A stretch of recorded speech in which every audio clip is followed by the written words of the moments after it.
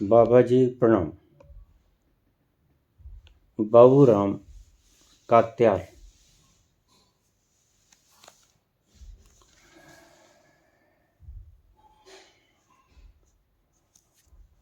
हमारे समाज में एक धारणा है कि किसी व्यक्ति विशेष का पैड़ा पग फेर खराब होता है। वह जहां भी जाता है वहां सारे काम खराब होने शुरू हो जाते हैं। समाज की अलग अलग क्षेत्रों में इसे अलग अलग नाम दिए जाते हैं। इस व्यक्ति का पग फेर खराब है, इस व्यक्ति का पैड़ा खराब है। क्या ये सत्य है या भ्रांत धारणाएं? बाबा जी इसका अवश्य ही उत्तर देने का कष्ट करें। सवाल पूछा है डेनमार्क से।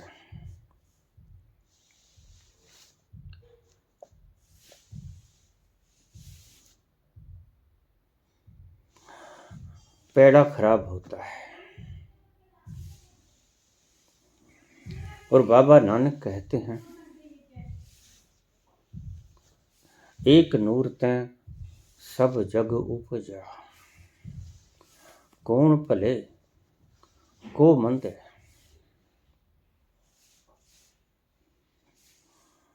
कौन ठीक है? समाज की धारणाएं कहीं ऐसा तो नहीं कि ये भ्रांत धारणाएं हैं। सभी परमात्मा से उत्पन्न हुए उसके अंश हैं। फिर किसी का पैड़ा खराब कैसे हो सकता है? किसी का पग फेर, किसी का आगमन या किसी का जाना अच्छा बुरा कैसे हो सकता है?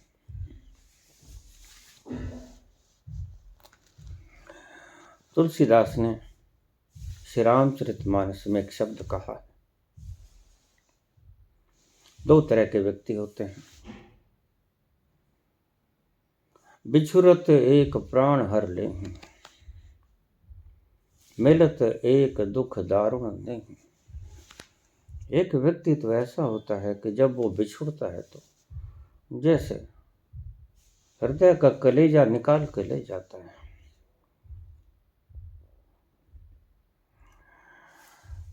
जैसे शरीर आत्मा विहीन हो गया,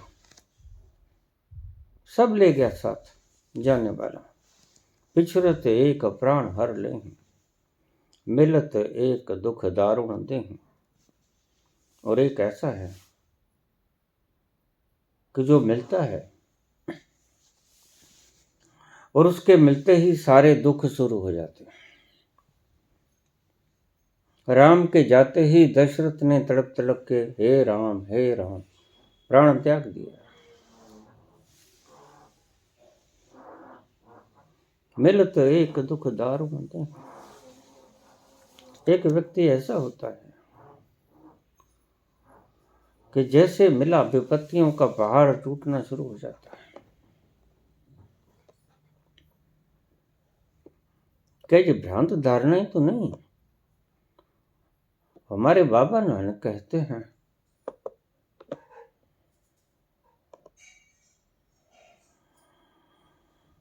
एक नूर तैं सब जग उपजा,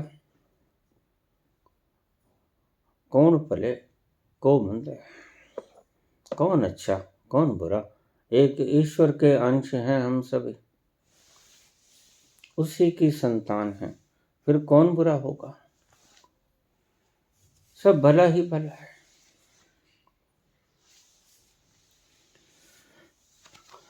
थोड़ा समझने का चेष्टा करें। प्रश्न उलझन भरा है।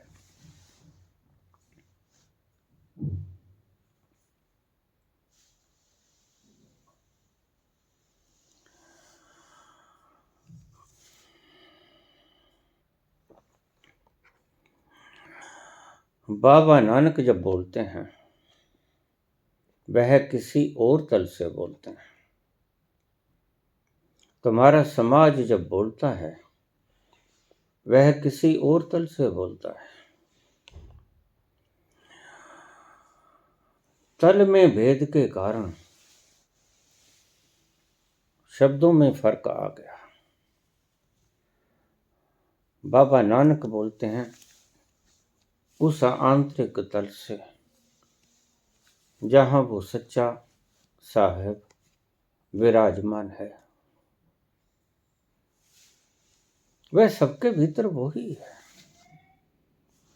चाहे कोई स्वस्थ है, चाहे कोई रोगी है, चाहे कोई शरीर को इत्र लगाए सेंट से युक्त है, सुगंधी बिखेर रहा है, और चाहे कोई कोड़ी है, बदबू आ रही है।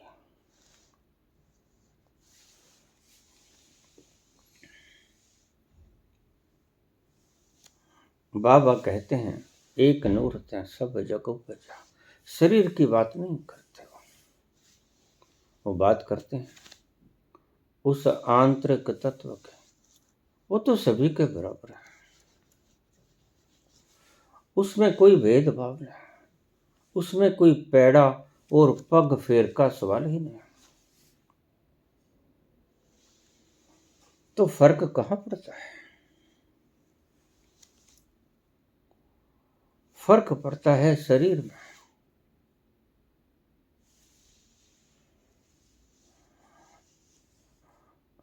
आप किसी स्थान पे बैठे हो,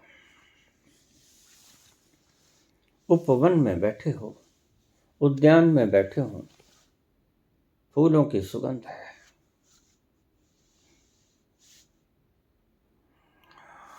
और कोई कोढ़ी व्यक्ति जिसके शरीर पर घाव ही घाव है, रेशा रिस रहा है, घनी बदबू आ रही है उसके शरीर से, वो आपके पास आकर बैठ गया, क्या होगा? आप उस महक को गवा दोगे, क्योंकि यह रोग से ग्रस्त शरीर के ऊपर मवाद और मवाद के भीतर से निकलती हुई दुर्गंध, और आपके नासापुटों को वो दुर्गंध इरिटेट करेगी, आपके सारे प्राण दूषित हो जाएंगे, आपका मन करेगा यहां से चले जाओ। कितनी सुंदर सुगंध आ रही थी, इस व्यक्ति ने आकर सारा माहौल खराब कर दिया। ये बात शरीरों का है, पग फेर पैड़ा, और पग शरीर के होते हैं, आत्मा के नहीं।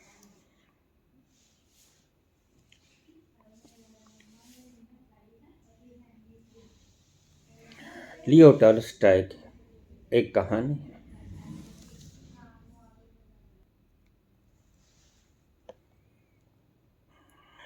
एक देवदूत ने एक स्त्री जो कि मर गई थी, उसकी आत्मा को ले जाने के लिए यमदूत भेजा। जाओ, वो मर चुकी है, उसकी आत्मा को ले आओ। वह व्यक्ति आया, यमदूत आया, उसने जैसे ही आकर दृश्य देखा, वह स्त्री मर गई थी, प्रसूति में मर गई थी, छोटी छोटी 3 बच्चियां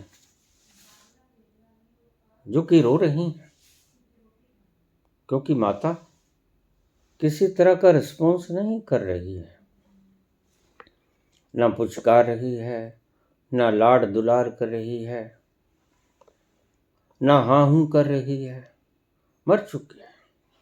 बच्चों को कुछ पता नहीं, और बच्चे रोए चले जाते हैं। एक बच्चा रो रो कर चुप होकर सो गया है, एक बच्चा अभी चीखे जाता है और तीसरी बच्ची माता के स्तन के साथ दूध पीने का प्रयास कर रही है। ऐसा दुखद दृश्य देखकर यमदूत का मन पिघल गया। अंदाज लगाइए कितना बीभत्स दृश्य होगा, जिससे दुष्ट व्यक्ति की आत्मा भी द्रवित हो जाए। कितना खतरनाक दृश्य होगा। 3 बच्चियां छोटी छोटी रो रही हैं। माता चली गई। तरस आया, इसको कैसे ले जाऊं। एक बच्ची उसके स्तन के साथ दूध पीने का प्रयास कर रही है, दूसरी चिल्ला रही है, तीसरी रो रो के सो गई है बेहाल।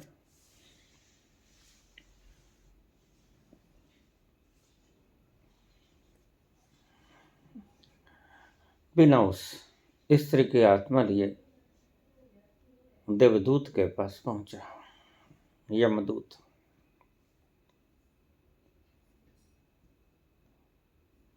हैरान रह गया। देवदूत, क्या हुआ, क्यों नहीं लेके आए। क्षमा करें, ऐसा दृश्य था, ला न सका।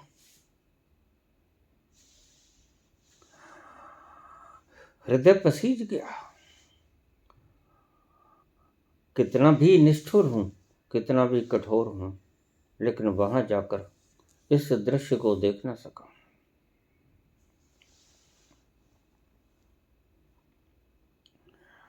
उसकी आत्मा को साथ ला न सका। क्षमा कीजिएगा। देवदूत ने कहा, ठीक, इसका मतलब तुम ज्यादा समझदार हो गए हो उससे जिसने जीवन और मृत्यु का सृजन किया है, जिसने जीवन भी दिया और मृत्यु भी दी। तुम्हें दंड भुगतना होगा। तुम उससे ज्यादा समझदार हो गए हो। तुम उस कर्ता पुरुष से ज्यादा समझदार हो गए हो। तुम उस परमात्मा से ज्यादा समझदार हो गए हो। मुझे दंड स्वीकार है। यमदूत बोला, तुम्हें पृथ्वी पर पटक दिया जाएगा नंग धड़ंग। वहां जब तक तुम अपनी इस गलती पर 3 बार ना हंसोगे, तब तक तुम वहां से लौट ना पाओगे। और उसे फेंक दिया गया।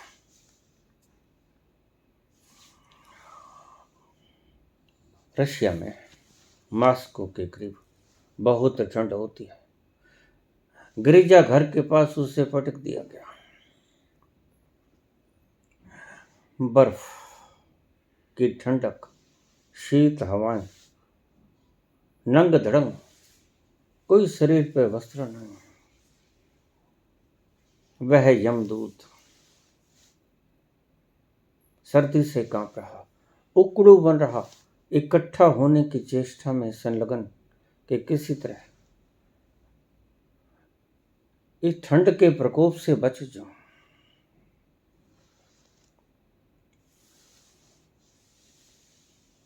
एक मोची,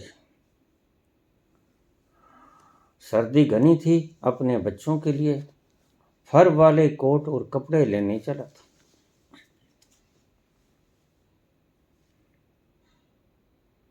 उसने उसे देखा।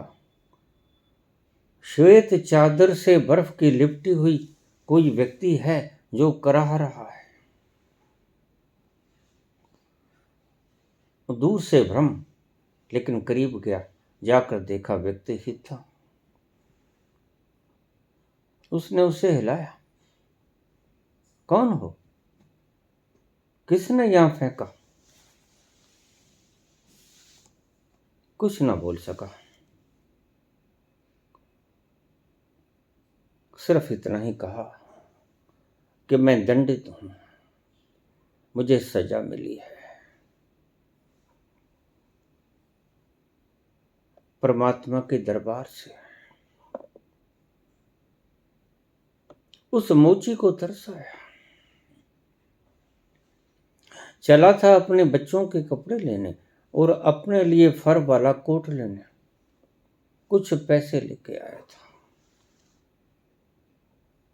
3 रूपल। कुछ उधारी ले लूंगा और बच्चों के वस्त्र ले आऊंगा, ठंड आराम से कट जाएगी। गरीब आदमी था, छोटा मोटा काम, जूते बनाना, कोई इतनी ज्यादा व्यापार भी न था। तरस आया तो उसने उसे वस्त्र दे दिए। कुछ खाया नहीं, सोचा ये भूख से परेशान, कुछ नहीं खाया, पता नहीं कब से यहां पड़ा है, गिरजाघर के करीब। वैसे भी मास्को के करीब बहुत ठंड होती है। उसने उसे सहारा देकर घर ले गया। उसके घर वाली तो चिल्लाई, तुम किसे ले आए हो? अनजान व्यक्ति, ये भला कौन है? कहां से लेके आए? कैसे जान पहचान? तुम्हें जानता है?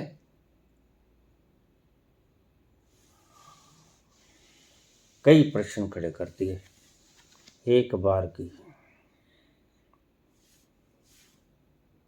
सारी बात बताई उसने। न जाने क्यों उसकी धर्मपत्नी को भी उस पर तरस आया।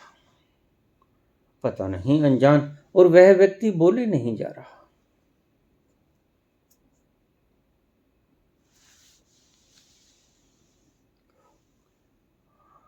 मन महसूस के रह गई उसकी घरवाली,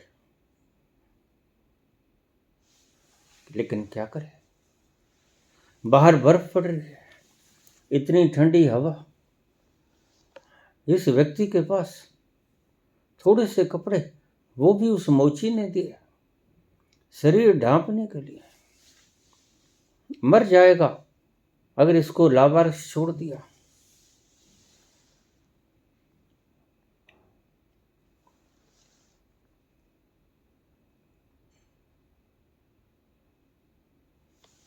उसने एक छोटा सा ब्रेड उसे खाने को दिया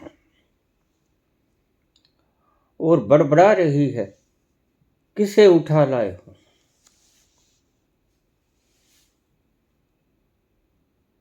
ये भी क्या मजाक है? और तरस भी आ रहा है। एक ब्रेड दिया खाने को, भूखा हुआ। पहली दफे वह यमदूत हंसा। सजा थी, जब तक तुम 3 बार अपनी ही गलती पे, अपनी ही मूर्खताओं पर, मूढ़ताओं पर नहीं हंसोगे, तब तक तुम निजात ना पाओगे। सत्य भी है बात, हम सदा हंसते हैं दूसरों की मूढ़ताओं।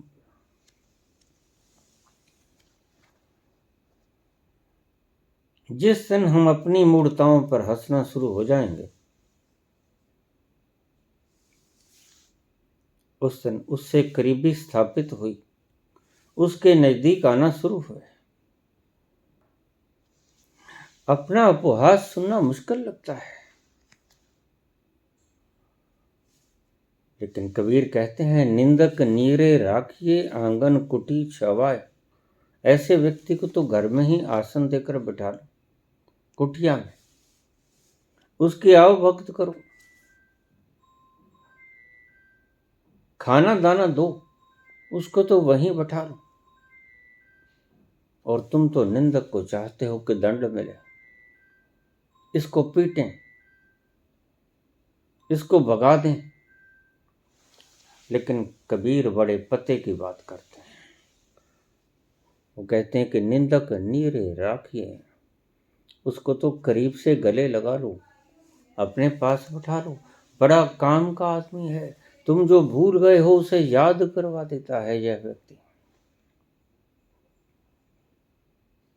तुम जैसा समझ रहे हो अपने आप को वैसे तुम हो नहीं, और यह व्यक्ति आपकी सहायता करता है तुम जैसे हो उसे समझाने में। बिन साबुन बिन बार के सकल मैल धुल जाए, सारी मैल धुल जाती है और तुम मुक्त हो जाते हो। बड़ा सुंदर फार्मूला है।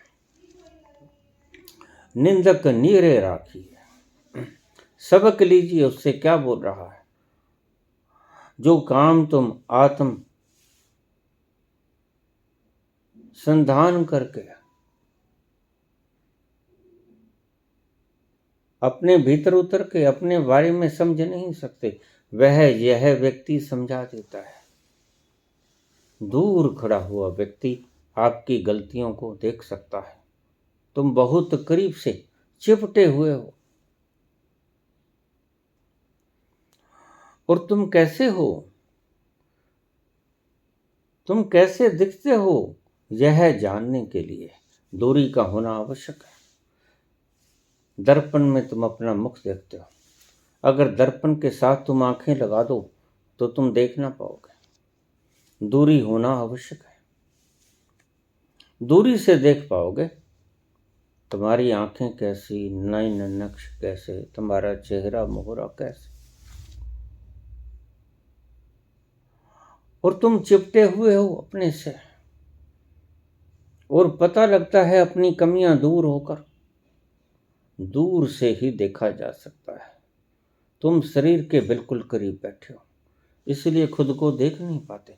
आत्म विश्लेषण कहते हो कि हमने कर लिया, लेकिन कर नहीं सकते, क्योंकि आत्म विश्लेषण तो तभी होगा अगर शरीर से थोड़ा दूर हो जाओगे, हटोगे। देखने की क्षमता पैदा होती है उस वस्तु से दूरी बनाने के कारण। तुम दूरी बना नहीं पाते, इसलिए आत्मनिरीक्षण कर नहीं पाते। निंदक तुमसे दूरी बना लेता है बड़े मजे से, इसलिए तुम्हें देख पाता है। जो मूढ़ होते हैं वो अपनी निंदा सुन नहीं सकते। कोई उसकी निंदा करेगा, वह अपनी शक्ति आजमाएगा, पीछा छुड़ाने की चेष्टा करेगा, क्योंकि उसे पता ही नहीं कि यह ठीक बोल रहा है।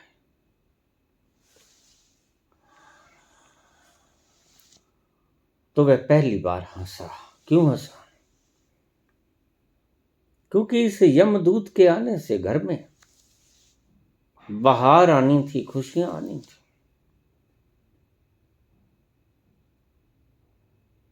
और यह स्त्री कहती है कि किसे ले आए, यह तुम्हारे भाग्य को जगा देगा। पहली बार हंसा जब उसने उसे खाने के लिए ब्रेड दिया। इसे पता नहीं कि यह किसे खिला रही है, जिसके खिलाने से लाखों गुना फलित होकर इसे मिलेगा।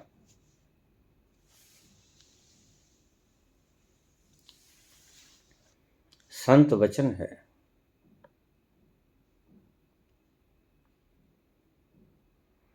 संत की सेवा अनंत गुना फलित होकर वापस लौटती है। निराला संविधान है। एक्शन की रिएक्शन तो सुनी, कानून भी ठीक है, लेकिन संत में ऐसी क्या खूबी कि उसके उपकार के बदले तुम्हें लाखों गुना फल मिलता है, फलित। उसको पैरों से ठुकरा दोगे तो तुम भी ठुकराए जाओगे, लाखों गुना ज्यादा। अनंत गुना फलित होगा तुम्हारा पाप, और उसकी सेवा करोगे, शुश्रूषा करोगे, उसके करीब बैठोगे तो अनंत गुना फलित होगी तुम्हारी सेवा। यह संत वचन थे, इसको हम समझ नहीं पाए। एक्शन ऑफ रिएक्शन, इस सिद्धांत ने इसको समझने में बड़ी बाधा पहुंचाई, और यह आत्मिक निष्कर्ष है, यह आपके गणित का फार्मूला नहीं। गणित का फार्मूला बिल्कुल साफ सुलटा है, आध्यात्म का फार्मूला बड़ा कठिन और उल्टा है। 2 में से 2 घटा दोगे, तुम कहोगे, तुम्हारा गणित कहेगा 0 बचा, लेकिन आध्यात्म कहेगा 4 हुए। 2 थे, 2 घट गए, 4 हो गए। अब समझ में ये बात नहीं आएगी, लेकिन सत्य है। आध्यात्म के पहलू में यही सत्य है। तो उसे पता ना था कि यह किसको ब्रेड खिला रही है। अनंत गुणा होकर इसको वापस मिलेगा।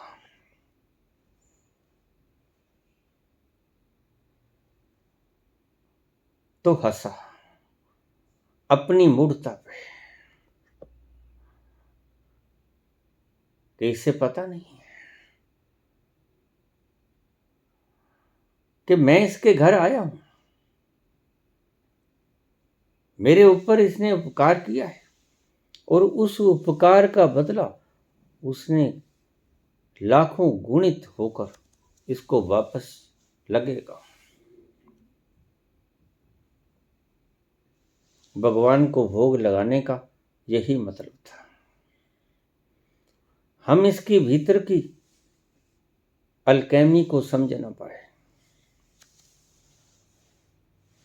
कौन मूढ़ जिसने सब कुछ दिया, उसे थोड़ा सा भोग लगाएगा। बेवकूफी भरा करते हैं।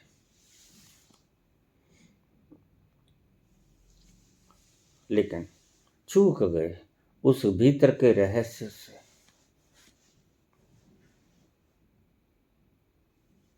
जब तुम भोग लगाते हो परमात्मा को, ऐसा नहीं कि तुम्हारी मूर्ति खा लेती है।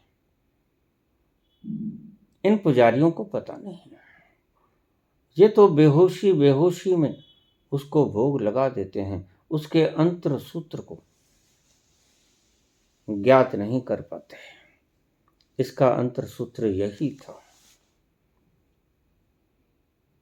कि अगर आप दैव शक्ति को, परम शक्ति को कुछ सौंपने की वृत्ति रखोगे तो अनंत गुणा फलित होकर तुम्हें वापस आ जाएगा। सत्य था ये। तो हम भगवान की मूर्ति को सबसे पहले भोग लगाते हैं। यह उसका धन्यवाद भी हुआ कि आपने मुझे दिया, पहले आप ही चखो। भीतरी रहस्य ये था, जिसने सारा श्रेष्ठ सर्जना रच दी,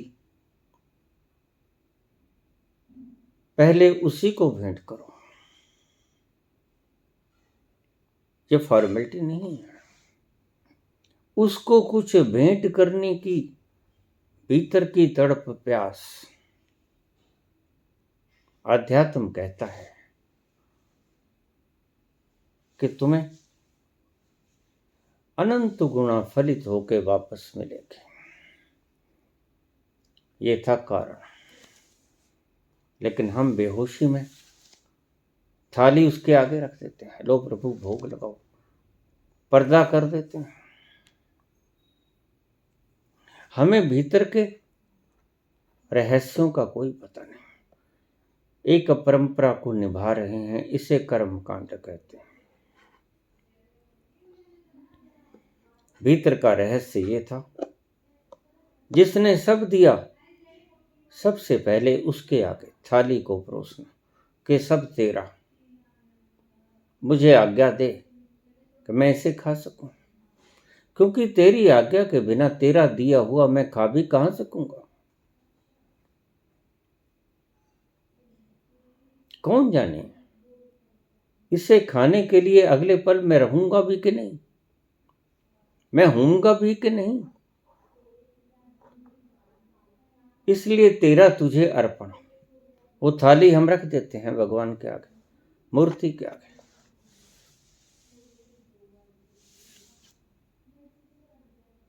और फिर उस थाली को मूर्ति कभी खाती है? नहीं खाती। यह सिर्फ एक रहस्यात्मक प्रयोजन था, सौंपने की भावना, टू सरेंडर योर सेल्फ, अपने आप को समर्पण करना, जिससे मुझे जीवन मिलेगा। पहले तेरे अर्पण, तू इसको चख, तू इस पर अपनी शुद्ध रेंज करने गिरा, ताकि मुझे शक्तिवान बना सके, मुझे ऊर्जा से भर सके। अपनी कृपा दृष्टि कर इस भोजन की थाली पर, ताकि ये मुझे ऊर्जा से ओतप्रोत कर जाए। ये था मंतव्य।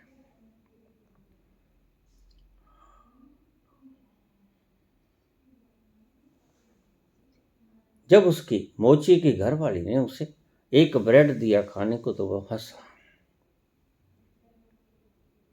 हंसा इसीलिए कि इसे पता नहीं कि ये किसे खिलाई जा रही है। मैं ऐसा ही मूर्ख था, मूड था। जैसे ये मूड है अब, ऐसा ही मैं भी मूड था।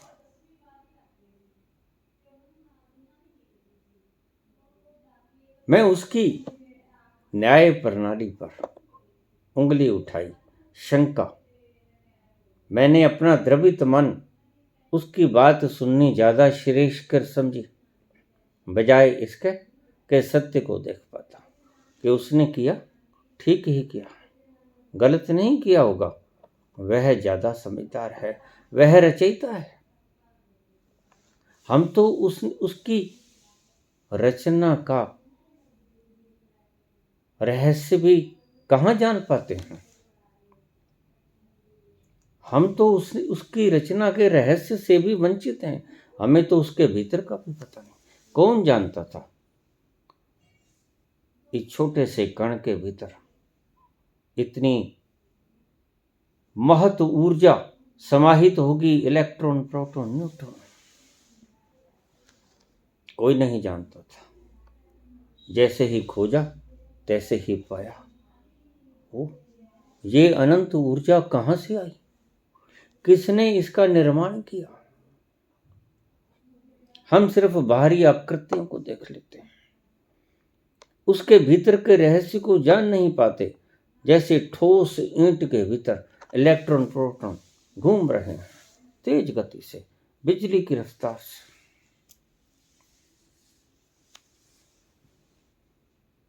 तो अपनी मूर्खता पे वो हंसा कि मैं भी इसी की तरह मूर्ख था।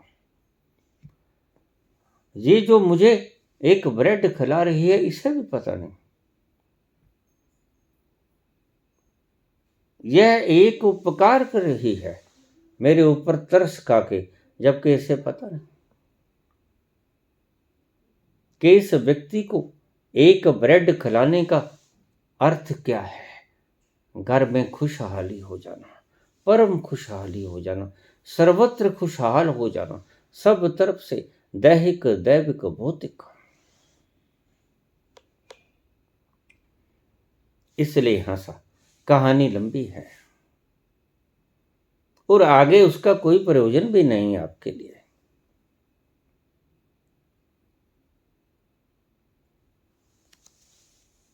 पैड़ा क्या होता है? ये होता है पैड़ा। वह दूत घर पे आया और वह मोची खुशहाल हो गया दिनों में, वर्षों में, और इतना खुशहाल हो गया कि उससे द्रव्य संभल नहीं पाया।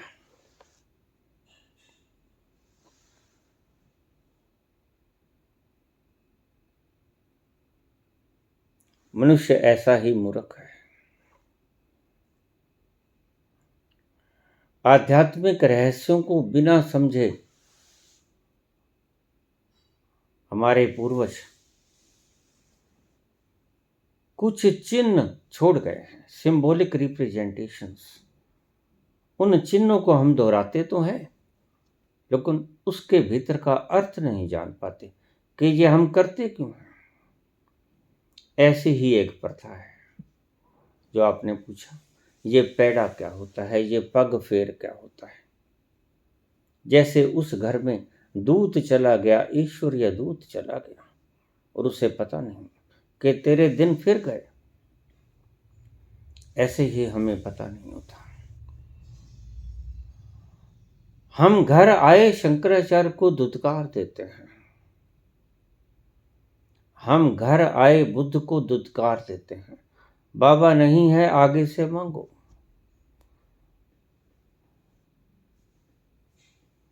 कितनी बार मना किया होगा बुद्ध को,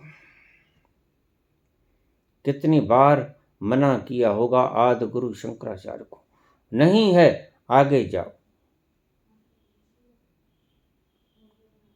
और बुद्ध, उनको पता नहीं, ये सम्राट है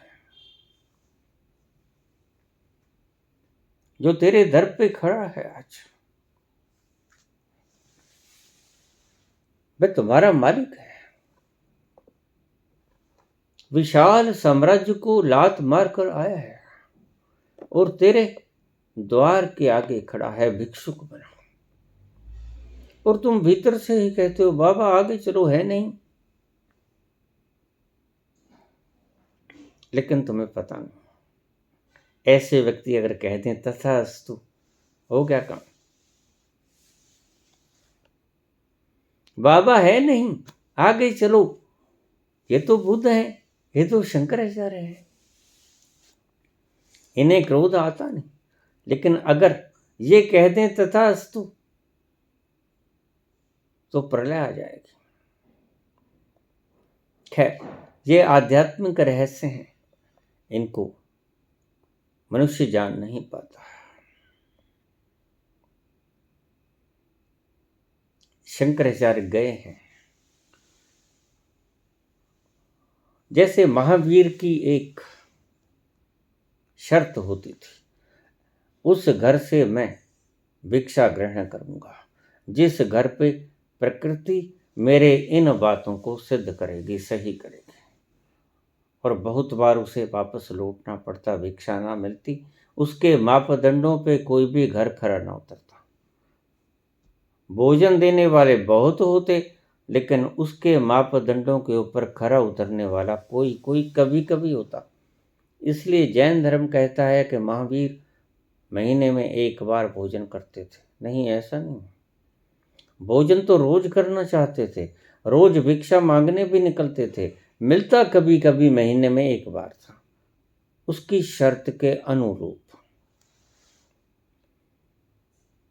शंकराचार्य का असूल था,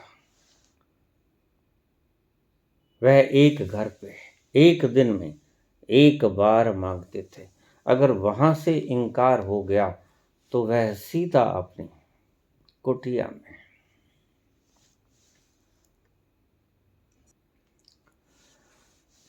आज की तरह नहीं कि पहले ही बोल देते हैं कि पन्ना लाल ऐसे करना,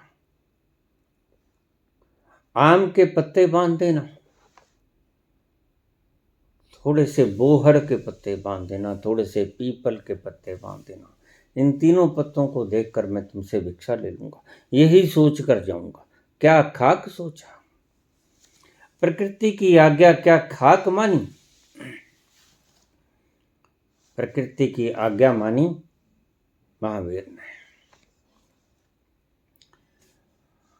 और महीने में एक बार खाने को मिलता।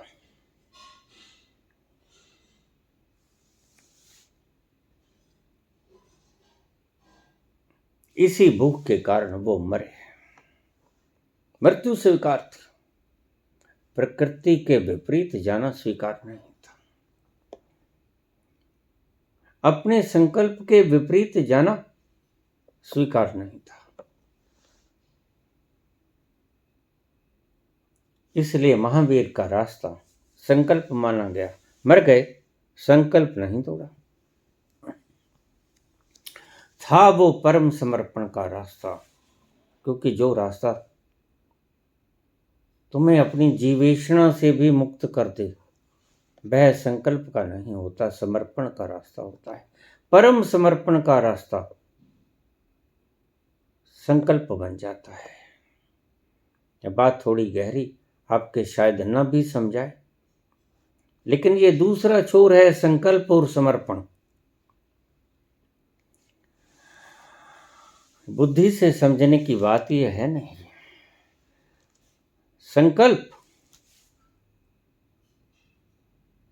जब अपनी पराकाष्ठा पे होता है तो समर्पण बन जाता है, और समर्पण जब अपनी पराकाष्ठा पे होता है तो संकल्प बन जाता है। आध्यात्मिक रहस्य की बात है। जैसे लिक्विड एक विशेष तापमान पर आकर अपनी शक्ल बदल देता है, लिक्विड से गैस बन जाता है, और एक विशेष तापमान पर फ्रीज होना शुरू कर दे, माइनस के अंदर टेम्परेचर आ जाए तो जमना शुरू हो जाता है। आपको शायद पता ना हो, पता होगा भी, कि बर्फ की धार तलवार जैसी होती है, काट भी सकती है। हालांकि पानी किसी को काट नहीं सकता, हवा किसी को काट नहीं सकती, लेकिन जब पानी जम जाता है, ठोस हो जाता है, तो वह आपका मृत्यु का कारण भी हो जाता है। एक बर्फ की सिल्ली 50-60 किलो की होती है। अगर इतना पानी आपके ऊपर गिरा दिया जाए तो आपको कुछ नहीं होगा, और अगर इतनी बर्फ आपके सर के ऊपर पटक दी जाए तो निश्चित ही आप घायल हो जाओगे, मर भी सकते हो। बस ऐसा ही है संकल्प और समर्पण। समझ में नहीं आएगा, मैं जानता हूं, बात गहरी है।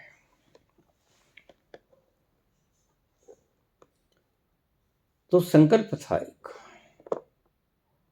एक घर में मांगूंगा रोज, अगर न मिला तो भूखा रहूंगा। फिर अगले दिन एक दिन जिस घर में आए वो घर एक विधवा ब्राह्मणी का था।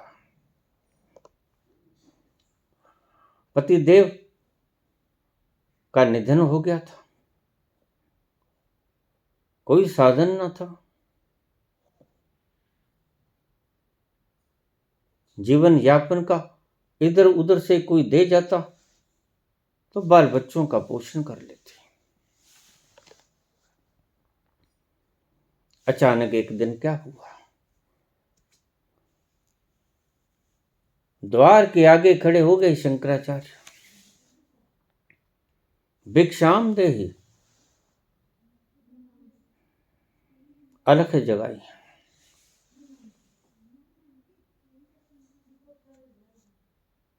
थोड़ा बाहर आके देखा, ब्राह्मणी ने कपी, ओह ये तो शंकराचार्य है, और घर में कुछ है भी नहीं, आज कोई देके भी कुछ नहीं गया। अजीब इत्तेफाक है। घबराहट में अंदर गई, पता था कुछ नहीं है, फिर भी जब हम जल्दबाजी में होते हैं तो हम उन पात्रों को भी टटोलना शुरू कर देते हैं जो हमें पता है कि खाली हैं।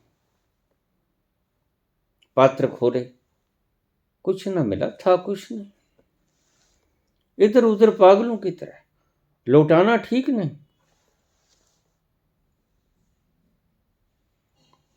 शंकराचार्य फिर सारा दिन भूखे रहना पड़ेगा, सारी रात, रात ठंडी है, भूख भी ज्यादा लगती है। इधर उधर कूचे फलोरने शुरू कर दिए, एक आले में, पहले दीवार में छोटे छोटे आले रखे जाते थे दीप रखने के लिए, प्रकाश करने के लिए, क्योंकि बिजली नहीं थी।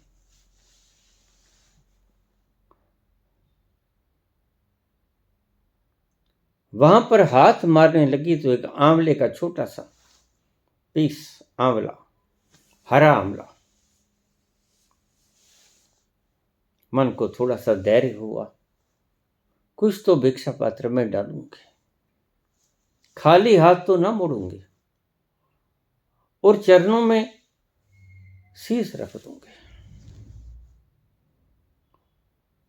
गई, बाहर खड़े हैं आदि गुरु शंकराचार्य, भिक्षा पात्र में वो आंवला डाला,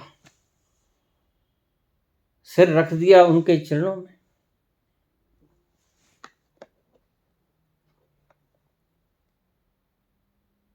अश्रु धारा आंखों से बह निकली।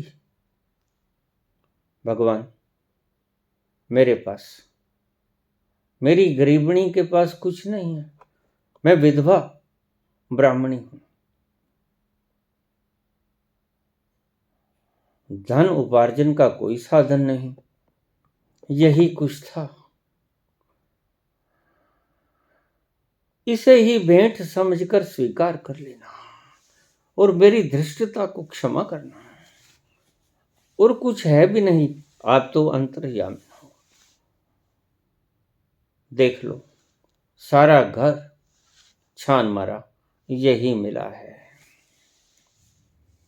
बच्चे भी आज भूखे ही रहेंगे, बाहर से कोई आया नहीं। दया आई आदि गुरु शंकराचार्य को।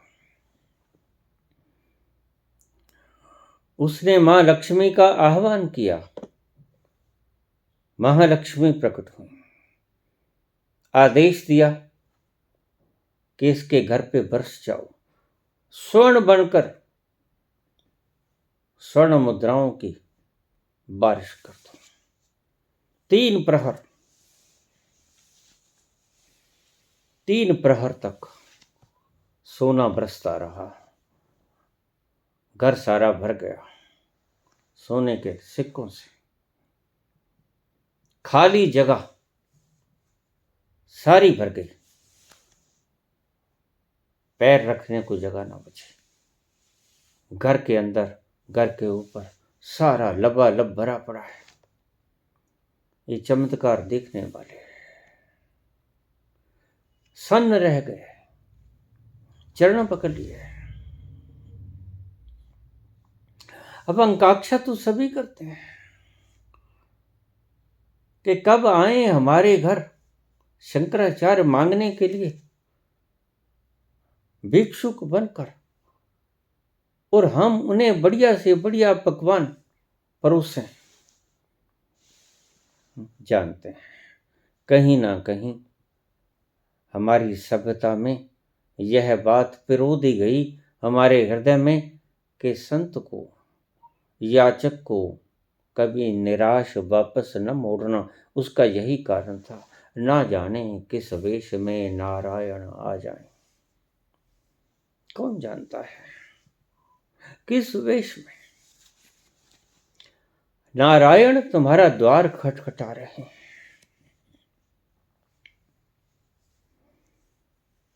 अगर कुछ ना हो तो प्रणाम कर लेना, अंट शंट मत बोलना, धृष्टता मत करना।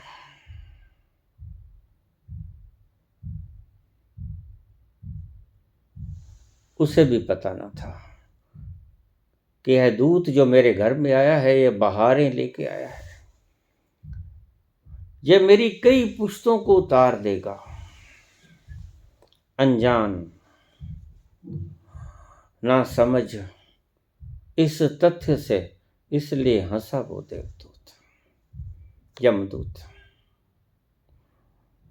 उसकी मूर्ता पर और स्वयं की मूर्ता पर भी हंसी आई कि देखो, तुमने भी ऐसी ही मूर्ता की थी, उसके विधान की अवहेलना करके। ऐसे भी लोग होते हैं।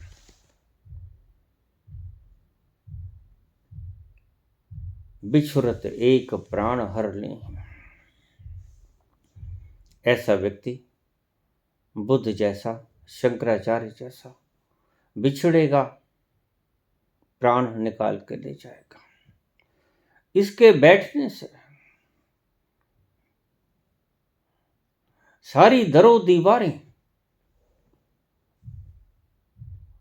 खुशबू से भरी रहती थीं, सिर्फ बैठने मात्र से।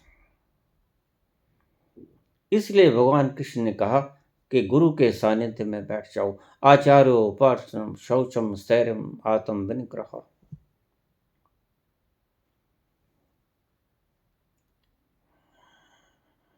क्योंकि उसके पास बैठने से जैसे उद्यान कुछ लुटाता नहीं, लेकिन वहां से कुछ लेके आते हो। जो कछु गंधी दे नहीं तो भी वास सुवास। इतर बेचने वाले के पास बैठ जाओगे तो कुछ ना भी खरीदोगे तो भी उसके पास की सुवास तुम्हारे कपड़ों को भर देगी, तुम्हारे शरीर को, तुम्हारे बालों को भर देगी। तो भी वास सुवास जो कछु गंधी दे नहीं। गंधी यही कुछ दे सकता है। उसके शरीर से, उसके पास जो गंध है, इत्र से जो खुशबू निकलेगी, वो आपके रोम रोम में समा जाएगी। इसीलिए ही भगवान कृष्ण ने कहा आचार्यो उपासनम। उसके पास बैठ जाओ, आचार्य के पास। कुछ मत करो, कुछ मत पूछो,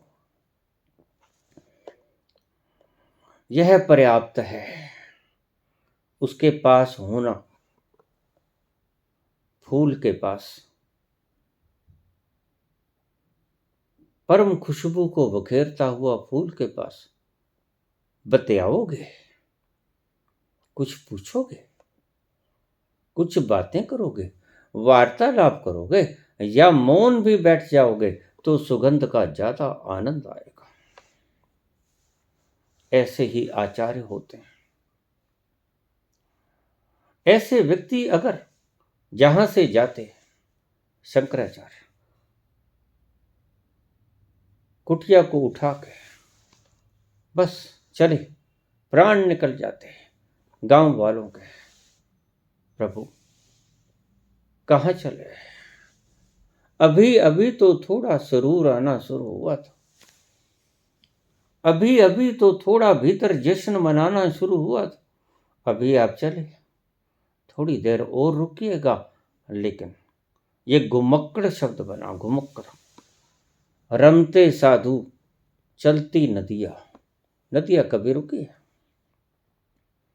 समुद्र में ही रुकती है जाकर, उसी में विलीन होती है, रुकती कहीं नहीं। रमता साधु, साधु को रमता, यहां से वहां, वहां से वहां, ठहरता नहीं। ठहरता है कुछ क्षण के लिए, रात्रि भर का विश्राम। कारण यही था।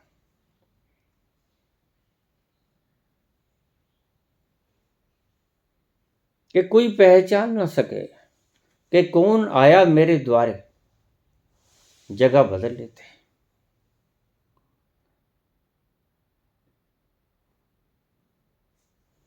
आदि गुरु शंकराचार्य जगह बदल लेते, कोई पहचान न पाए कौन आया है द्वारे। अब यहां विधवा देवी को संपन्नता प्रदान करके गए, मशहूर हो गए उस ग्राम में, तो सब कोई पहचान लेगा। शायद मेरे द्वारे आ जाएं, सारे गांव में पकवान पकते, शायद मेरे द्वारे आ जाएं। तो अब लोग पहचानना शुरू हो गए हैं। अब दूसरे द्वार पे चलो, दूसरे ग्राम में चलो, इसलिए रमते कहलाए, कोई पहचान ना ले।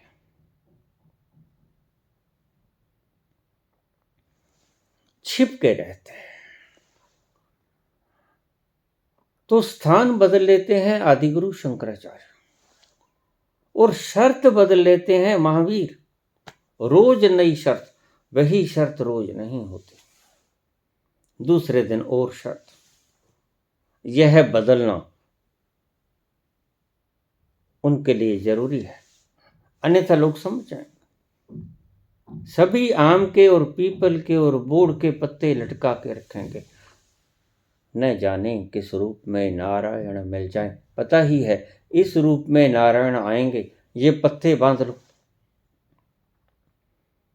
भिक्षा हमारे घर से ग्रहण करेंगे।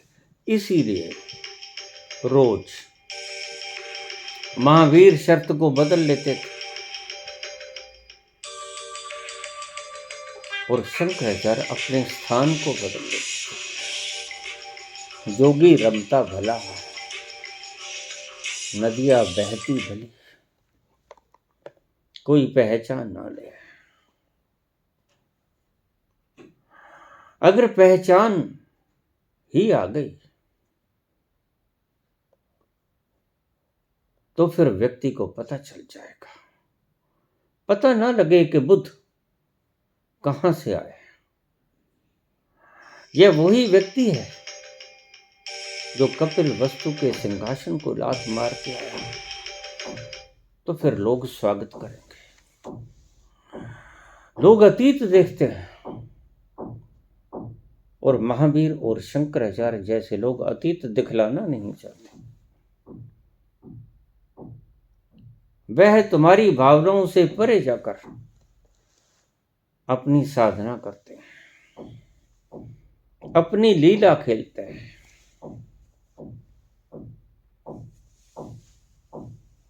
पैड़ा खराब है,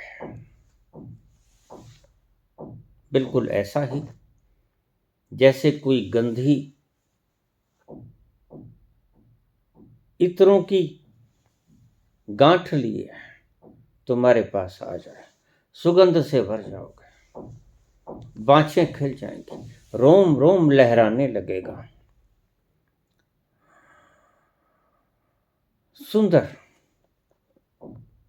उपवन की सुगंध से महकायित हो जाएगा सारा वातावरण।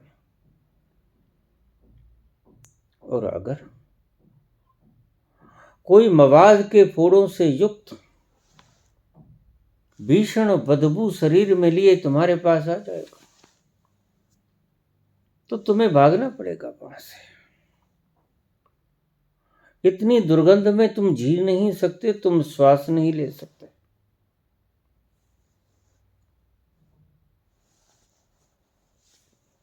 यह होता क्यों है? ये पैड़ा खराब क्यों होता है? हम एक जन्म में जो काम करते हैं उसी जन्म में भोग नहीं सकते। इसलिए इस्लाम में यह धारणा बनी कि क़यामत के दिन ईश्वर आएगा, जगाएगा सबको, सबका हिसाब पूछेगा। ईश्वर ना तो इतना शीघ्रता करता है, ना ही देरी करता है। वह क़यामत के दिन का इंतजार नहीं करता। क्यों करे? क़यामत के दिन आएगा और वह तुमसे हिसाब पूछेगा कि तुमने अच्छा किया, बुरा किया, फिर उसका फल देगा। नहीं, बीज को अंकुरित होने में आबद्ध समय लगता है, जितना लगता है उतना ही लगता है। प्रलय का कोई हिसाब नहीं इसमें। यह फिलॉसफी ठीक नहीं। क़यामत का पता नहीं कब आए, लेकिन बीज आज बोया वह समय अनुसार फल दे देगा। गेहूं बीजोगे 2-4 महीने बाद और आम बीजोगे 10, 5, 20 साल बाद फल दे देगा।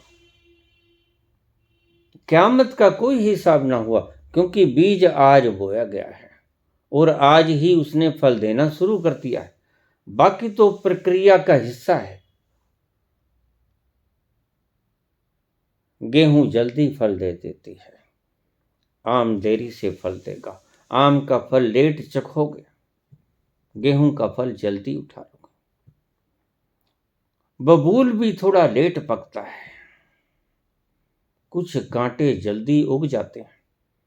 अपने अपने बीजों की संभावनाएं हैं, डेफिनेट प्रोसेसेस। कौन फल कितने लम्हे में पकेगा, इस जिंदगी में जिन पाप कर्मों को हम भोग नहीं पाते, जिन शुभ कर्मों को हम भोग नहीं पाते, तो बिल्कुल वैसा है जैसे घर बदल दिया जाए। किसी एक मुलाजिम की बदली हो गई, वह दूसरे शहर चला गया, दूसरे घर चला गया, वह तो नहीं मरा, उसका कार्य क्षेत्र बदल गया, अब दूसरा मकान लेगा। ऐसे ही तुम यहां से विदा हो जाते हो, तुम नहीं मरते, तुम मर नहीं सकते,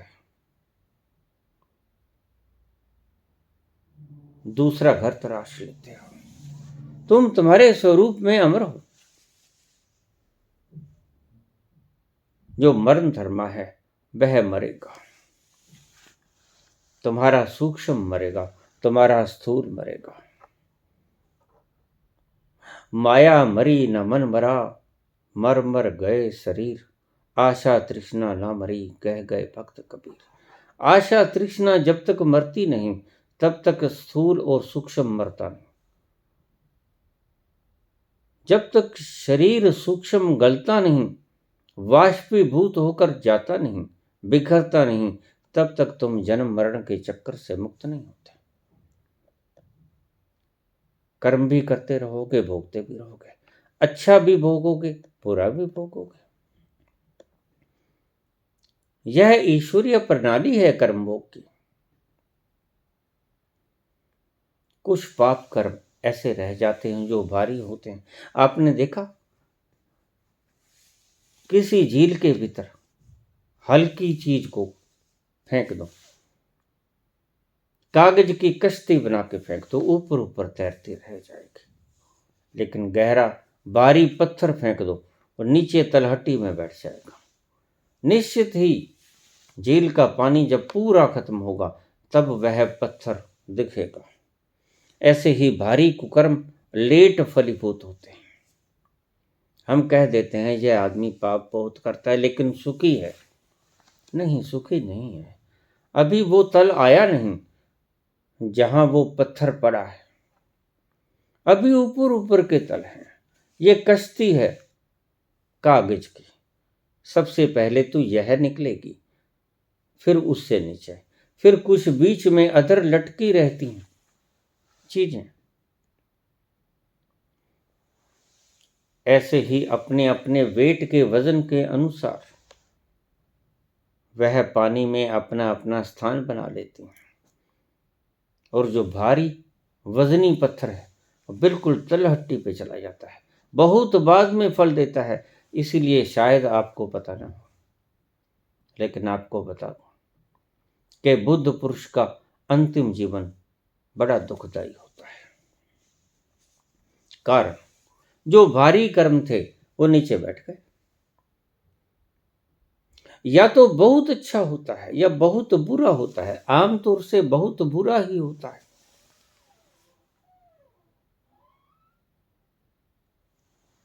महावीर भूख से मरते हैं, बुद्ध जहर से मरते हैं, सुकरात जहर से मरते हैं, ईसा को सूली लगा दी जाती है।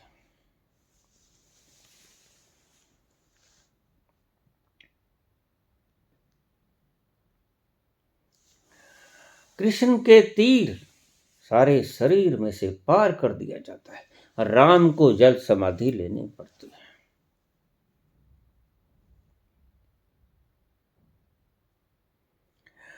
रामकृष्ण कैंसर से मरते हैं, जिद्दू कृष्णा मूर्ति पैंक्रियाटिक कैंसर से मरते हैं, रामकृष्ण गले के कैंसर से मरते हैं। ये जो भारी दुष्कर्म थे, तलहट्टी पर बैठ गए थे, और जब पानी बिल्कुल खत्म होगा झील का, सबसे बाद में ये भारी पत्थर निकलेंगे।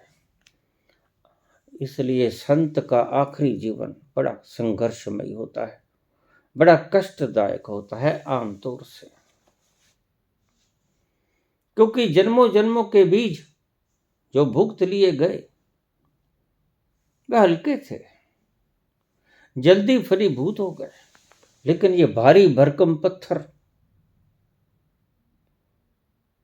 यह लोडेड स्टोन, या बिल्कुल तलहटी में बैठ गया, सबसे आखिर जब पानी खत्म हो जाएगा, सारा वाष्पीभूत हो जाएगा सूक्ष्म शरीर, तो नीचे ये पत्थर पड़ा है, अब ये फल देगा, ये दिखेगा, अब इसने वाष्पीभूत होना है। इसलिए संत पुरुष का अंतिम जीवन करीब करीब अति दुखदायी होता है, यद्यपि ये आपको पता नहीं लगने देते। मुझे लोग पूछ लेते हैं, गुरु तेग बहादुर, गुरु गोविंद सिंह का अंतिम जीवन बड़ा दुखदायी था, सिर धड़ से अलग कर दिया गया। गुरु तेग बहादुर का, गुरु गोविंद सिंह का चारों पुत्र मार दिए गए, खुद शहीद हुए, पिता शहीद कर दिया, मां ठंडे बुर्ज में प्राण त्याग गए। सर्ववंश दानी कोई सोच भी नहीं सकता। तुम तो कहानियां कहने वाले लोग हो, उसकी व्यथा को थोड़ा सा अपने जीवन में अनुभव करोगे तो समझोगे। धन्य थे वो जिन्होंने इतने दुखों के भीतर भी एक शब्द बोला, चार मुवे तो क्या हुआ, जीवत कई हजार। क्या हुआ अगर चार मर गए? यहां एक मरा हुआ भी स्वीकृत नहीं होता, और इसके चार मर गए, और पिता खो दिया, और इसकी इच्छा से खो दिया। खुद भेजा था गुरु गोविंद सिंह ने कि आपसे महान पुरुष है कौन और ज्यादा। अगर बलि मांगता है किसी महान पुरुष की वक्त, तो आपसे ज्यादा महान पुरुष मेरी नजरों में आज कोई नहीं। आप जाओ, आप अपना बलिदान दे के आओ। और गुरु तेग बहादुर चले गए। अंतिम जीवन कष्टकारी होता है, क्योंकि ये भारी पत्थर तलहटी में पड़े होते हैं, ये बिल्कुल आखिर में वाष्पीभूत होते हैं। इसलिए संत का आखिरी जीवन ज्यादा कष्टकारी हो तो ज्यादा सोचना मत। स्वाभाविक स्वभावतया ही होगा, क्योंकि ये भारी पत्थर बिल्कुल अंत में झील के जब सारा पानी निकल जाएगा और जब रह जाएगा अकेला पत्थर, कूड़ा कबाड़, तो वो सारा वाष्पीभूत होगा एकदम से इकट्ठा मिलके, और दुखदायी जीवन भर जाएगा। कष्ट और कांटों से लहूलुहान हो जाएगा सारा जीवन। यही था कारण। भारी दुख ज्यादा वक्त के बाद फल देते हैं, भारी पाप, भारी पुण्य भी बाद में फल देते हैं।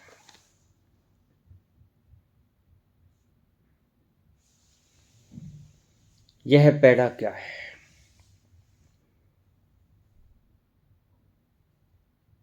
मवाद से भरा हुआ व्यक्ति अगर तुम्हारे पास आ गया, तुम्हारे घर में आ गया, षडांध से युक्त हो जाएगा सारा घर, द्वार दरवाजे खोल दोगे आप कि किसी तरह ये बदबू बाहर निकल जाए, दुर्गंध बाहर निकल जाए।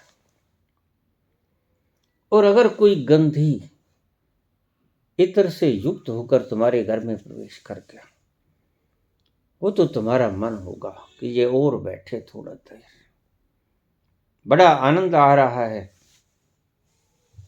इसके इत्र से ऐसी सुगंध, मदहोशी अपने आप छाए जा रही है।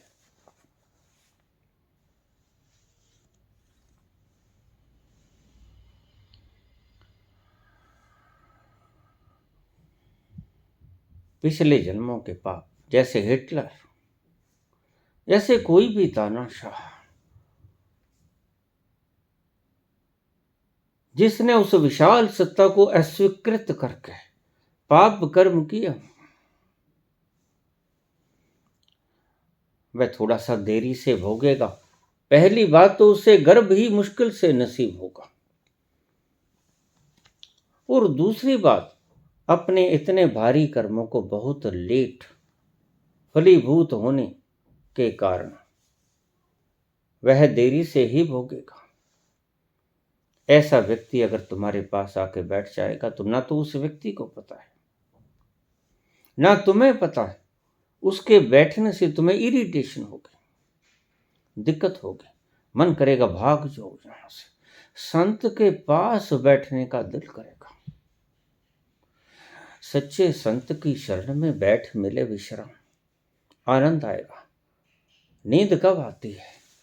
जब आप विश्राम से युक्त होते हैं तो सावर्गिक नींद का नजारा आता है। संत के पास वो मदहोशी क्यों होती है? संत के पास क्यों होती है वो खुशबू? संत के पास और बैठने का मन क्यों करता है? उसके भीतर से लगातार निरंतर जो उसने प्रभु के दरबार से तरंगों को पी लिया है वो झरेंगी भी। जो कली ने फूल ने कली बनकर इकट्ठा की सुगंध, और जैसा ही मुखड़ा खोलेगी, घूंघट उठाएगी, तो आपको नासापुटों को सुगंध देगी, वातावरण को शोभायमान करेंगी, सुगंधी युक्त भर देंगी सारे वातावरण को खुशहाली से, नाच उठेगा सारा उपवन। और अगर कोई आपके पास उसे पता भी नहीं, भूल गया, पुराने जन्मों को कौन जाने, लेकिन दुर्गंध तो बाकी। बहुत से लोगों को आपने देखा होगा, उनके पास बैठने को मन नहीं करता, जैसे ही बैठते हो तो आपका मन होता है यहां से भाग जाए। आपको पता भी नहीं होता कि आखिर ऐसा क्यों। यही है षडांध, भीतर से दुर्गंध भरी पड़ी है, भागने को दिल करता है। बिछुरत एक प्राण हर लेहि, जय ही संत आपसे बिछुड़ता है तो आपके प्राण हर लेता है। अब सुगंध कहां से आएगी? जैसे ही आप संत से बिछुड़ते हो, दुखी होते हो, मिलते हो तो सुखी होते हो, लेकिन दुष्ट से मिलते हो तो दुखी होते हो। क्यों? उस दुर्गंध के कारण जो उसके शरीर से निरंतर झर रही है। और संत के पास आपको बैठने को मन क्यों करता है? उस सुगंध के कारण जो उसके रोम रोम से हर पल झर रही है, झरने की तरह। वो आनंद की कल कल करती आवाज तुम्हें भी अपने घेरे में ले लेती है, तुम्हें भी मदहोश कर देती है। ये कारण है कि संत के पास बैठने का दिल करता है। इसलिए कृष्ण भगवान ने कहा कि बैठ ही जाना आचार्यो उपासनम, उनके उपस्थित, उनके उपासना, उनके पास बैठ जाना आसन लेकर। ये था कारण। ये गलत नहीं, भ्रांत धारणाएं नहीं, ये एक अकाट्य सत्य है। बाबा नानक तो बात करते हैं उस भीतरी तत्व की, वह तो सदा ही खुशनुमा है, वह तो सदा ही खुशबू बखेरती है। एक नूर तैं सब जग उपजा, कौन पले को मंदे। उस तल पर तो कोई मंदा नहीं, कोई भला नहीं, वहां तो नूरानी नूर है, वो सबके पास समान है। लेकिन जो तुम्हारा समाज कहता है कि ऐसा व्यक्ति जो पास आ जाता है।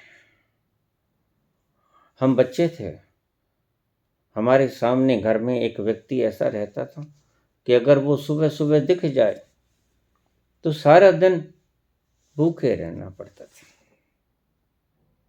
तो माँ कहती देखो थोड़ा द्वार खोल के देख लेना, अगर वो व्यक्ति दिखे तो वापस आ जाना, थोड़ी देरी कर लेना। हम समझ नहीं सकते थे। बाबा नानक के ये शब्द पढ़ने वाला यह ना समझ पाएगा कि बाबा नानक किसी और तल की बात कर रहे हैं, हमारा समाज किसी और तल की बात कर रहा है, और दोनों सत्य हैं।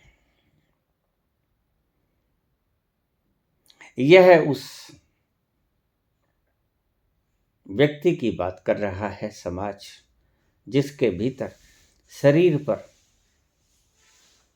झर रहा है दुर्गंध युक्त मवाद, और बाबा नानक बात करते हैं भीतरी तत्व की, एक नूर ते सब जग, वो नूरानी नूर की बात करते हैं। और जो व्यक्ति वहां तक पहुंच गया, उस नूर तक पहुंच गया, वही संत है। तो खुशबू वह नहीं बिखेरेगा, वह तो उस गंधी के पास सदा बैठा ही रहता है, उस इत्र के सागर के पास सदा ही बैठा रहता है। और जैसे ही बाहर आएगा आपके पुकारने पर, सुगंध साथ लेके आएगा और आपको भी नासापुटों को आह्लादित कर देगा। आप भी जैसे चमत्कृत हो जाओगे, हिप्नोटाइज हो जाओगे उसकी महक को पीकर। इसलिए संत के पास बैठने को मन भी करता है, और कृष्ण भी कहते हैं कि आचार्य के पास बैठ जाना। वह सुगंध आपको भी शायद अपने भीतर ले जाए, शायद पौड़ियां सीढ़ियां बन जाएं उसकी सुगंध देखकर। आपका भी मन हो जाए कि शायद मैं भी इस नूर को छू सकता हूं। यह भ्रांति नहीं, यह सत्य है। लेकिन दो बातें हैं, दो तलों से बोली हुई दो बातें। धन्यवाद।